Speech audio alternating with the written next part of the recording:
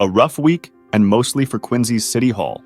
The week past got off to a bad start for both Quincy Mayor Thomas P. Koch and City Council members. Why so?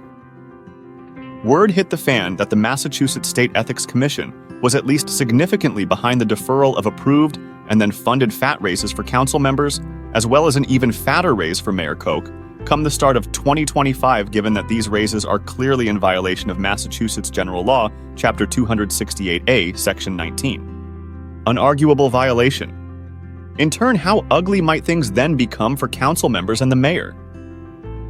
Wicked ugly. Seriously wicked ugly.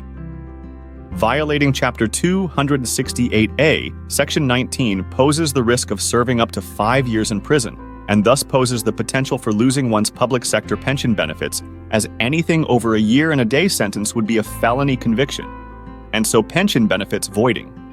In turn, one can thus only assume that at least Mayor Koch, and perhaps also City Council President Ian Kane, are suffering sleepless nights. Further ugly. There are 5 separate incidents of unarguably violating Chapter 268A, Section 19. Not to mention the likelihood of upwards of well into 6 figures worth of clawbacks of illegal pay raises previously paid.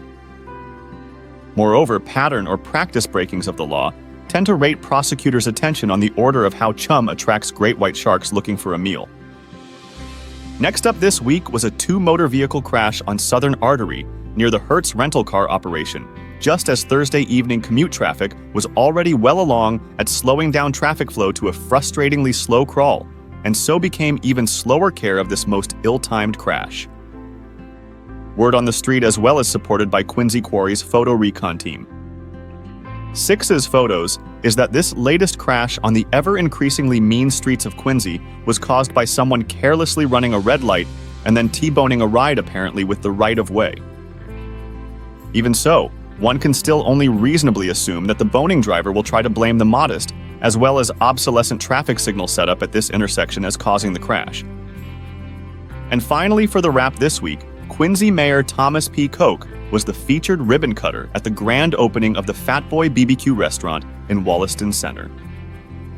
Some will likely at least suspect that Quincy Quarry News is making up this quarry story.